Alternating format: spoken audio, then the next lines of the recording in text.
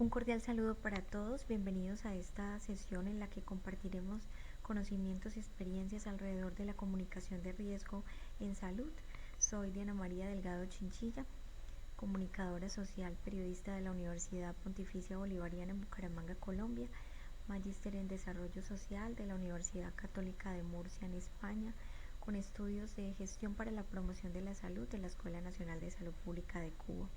Me desempeño actualmente como investigadora del Grupo Observatorio de Salud Pública de Santander, avalado por la Clínica Foscal y la Universidad Autónoma de Bucaramanga, UNAP.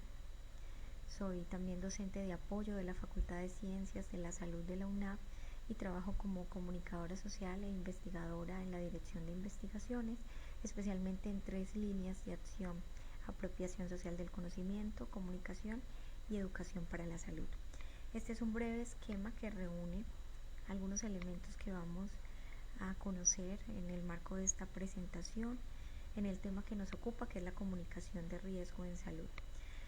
Para abordar este tema compartiremos algunos lineamientos que ha impartido la Organización Mundial de la Salud en esta materia, sus normas básicas también, los elementos principales que la conforman, que básicamente están relacionados con la información, la educación, la participación y movilización social de múltiples actores, ¿cierto? Y que buscan en últimas lograr el empoderamiento social a través de herramientas como el diálogo de saberes, la participación comunitaria, para que se dé un cambio social, un cambio de comportamiento que incida en el bienestar y la salud de la población. Es preciso reconocer bajo este marco las 7 C de la comunicación en salud, que también fundamentan las acciones en salud en general. La primera, relacionada con captar la atención del público.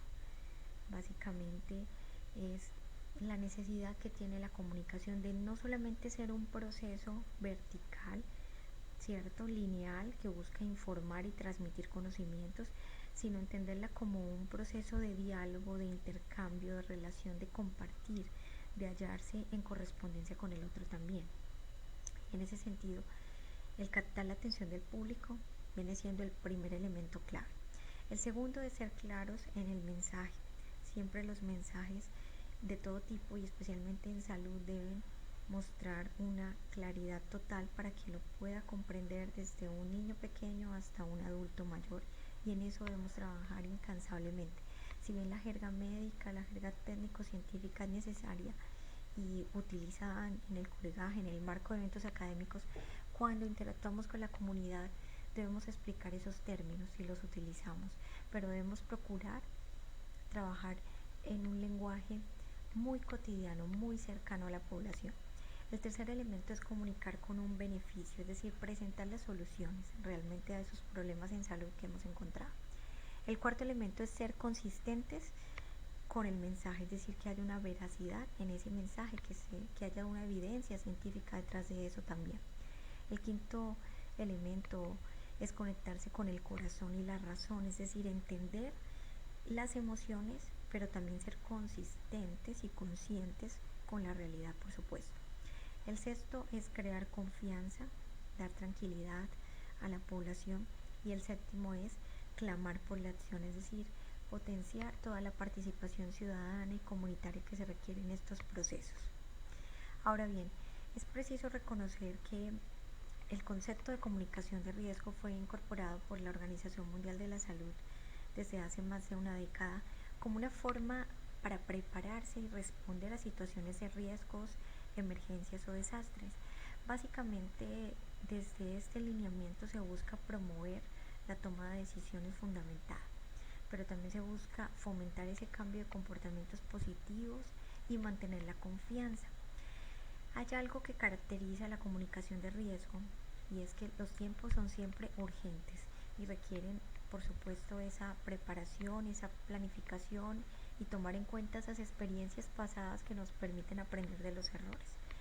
La comunicación hace parte del Reglamento Sanitario Internacional, es un componente de hecho integral de la gestión de riesgos, y básicamente está caracterizada por estos elementos, que son la información, la educación, la participación para tomar decisiones adecuadas y, por ende, asumir acciones que beneficien la salud de las poblaciones.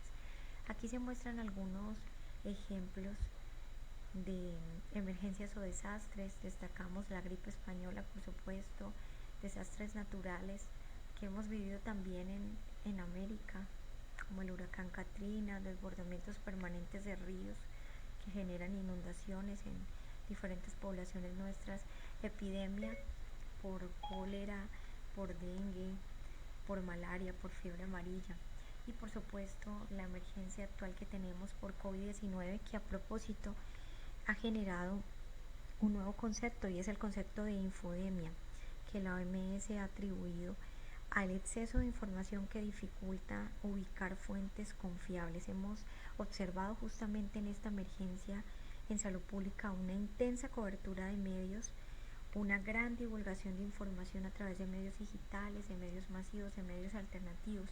Y en estos eventos se generan una serie de mensajes de alarma a la población, ¿cierto? Las personas se preguntan, hay que usar tapabocas, pero ¿cómo los compro? En su momento, hace algunos meses, cuando realmente era muy complicado conseguir estos elementos, cuando no se tenía una certeza real de la efectividad de los tapabocas de tela.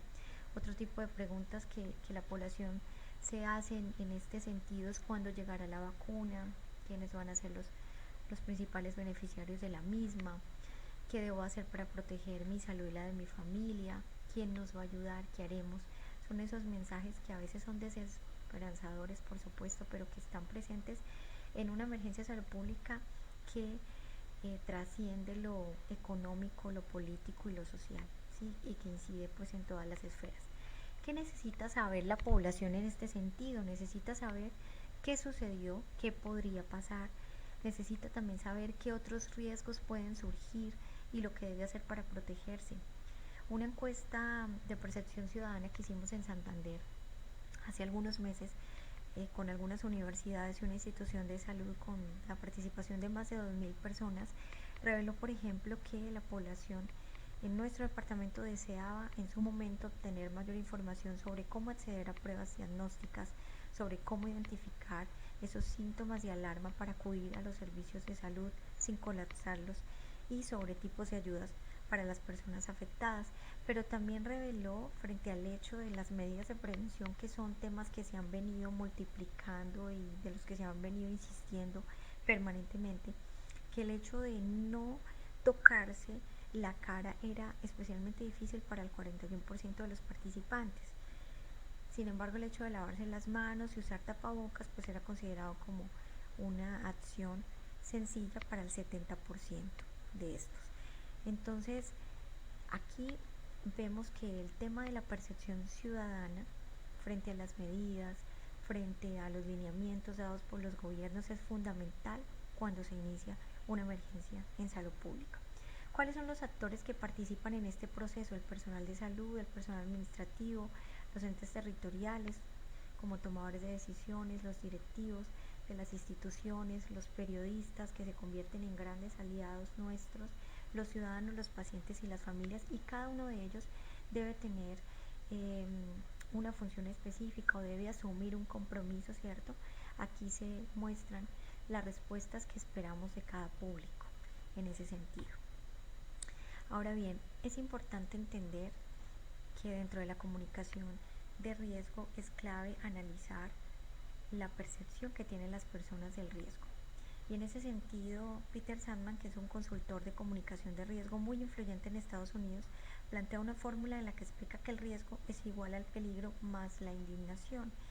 El peligro entendido como el componente técnico del riesgo, es decir, qué tan probable es que lleguemos a sufrir de determinado evento, que lleguemos a pasar por determinada emergencia, y la indignación como la molestia o la furia, aquello que no se puede controlar, ¿sí?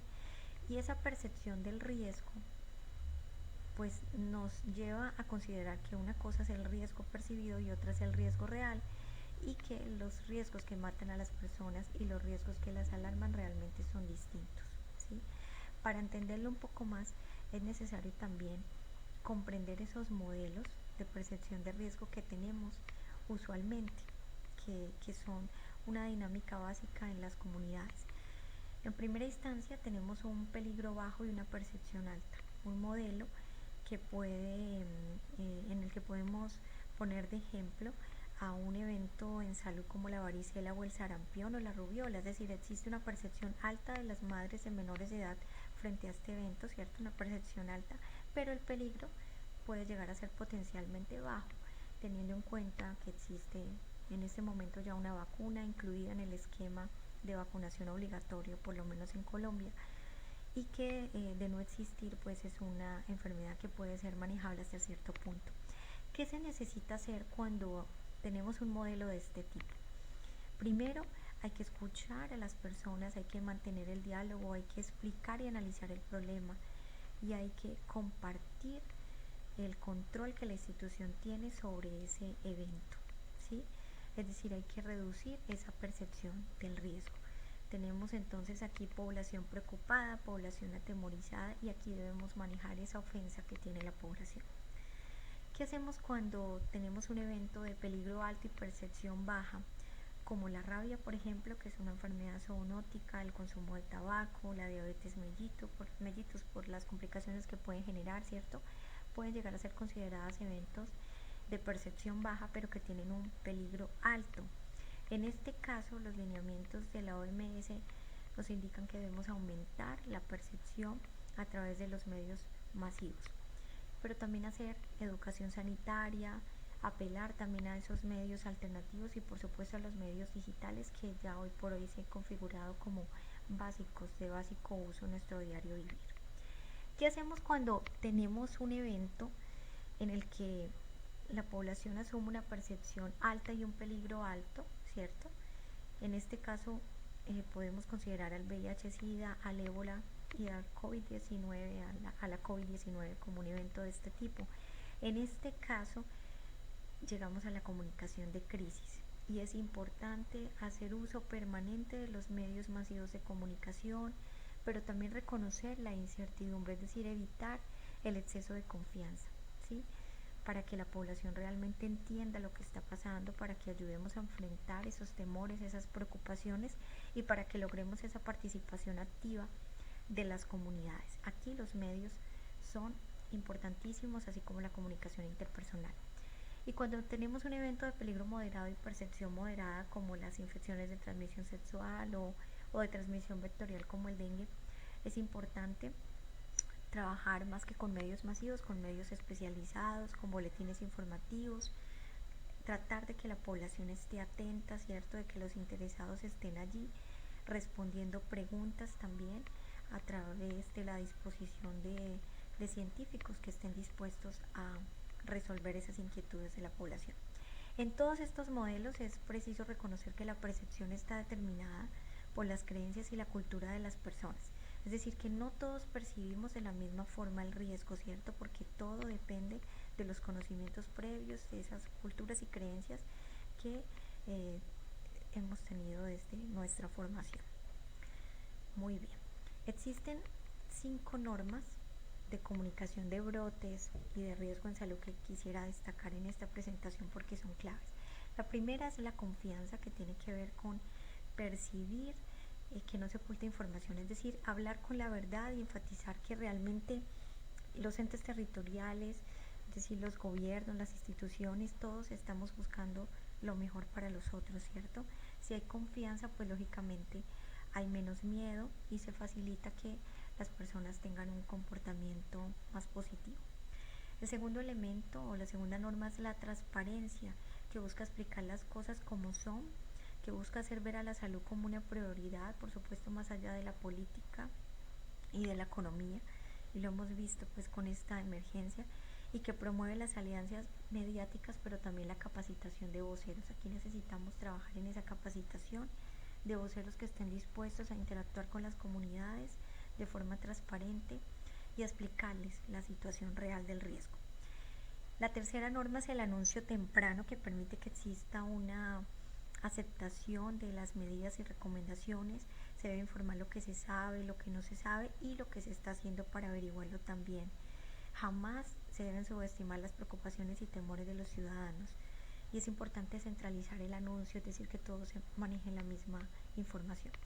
La cuarta norma se relaciona con la comprensión del público, que implica reconocer a esos afectados, a la población vulnerable, que significa activar esa capacidad de escucha y comprender lo que las personas piensan y sienten, pero que requiere también un seguimiento activo de los medios, estar muy pendientes de esos rumores y esos malentendidos que se generan allí.